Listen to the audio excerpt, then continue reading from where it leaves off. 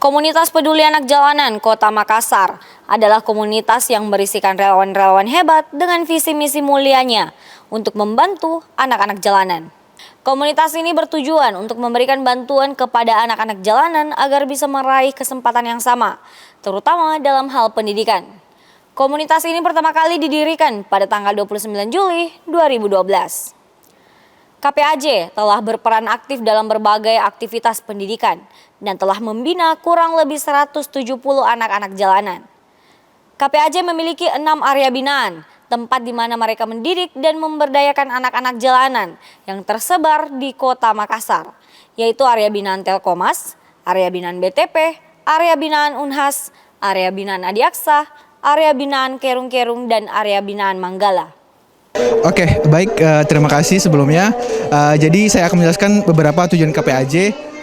Tujuan KPAJ itu sendiri yaitu mengurangi jumlah anak jalanan yang ada di Kota Makassar dan meningkatkan literasi pendidikan khususnya anak-anak jalanan di Kota Makassar.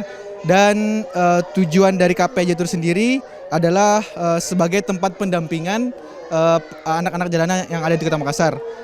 Yang kita ketahui anak-anak jalanan di Makassar ini memiliki jumlah yang sangat banyak dan tidak terkontrol, dan mungkin memang sebagaimana tugas dari pemerintah mengayomi anak-anak jalanan tersebut, tapi saya rasa peran pemerintah sendiri tidak cukup untuk mencakup semuanya.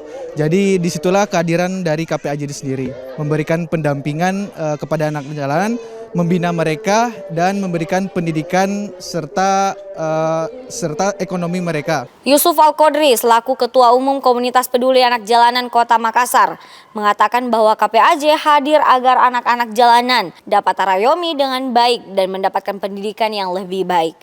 Yusuf Al-Qodri juga berharap agar KPAJ terus berlanjut dengan generasi-generasi peduli yang akan terus mendampingi dan membina anak-anak jalanan.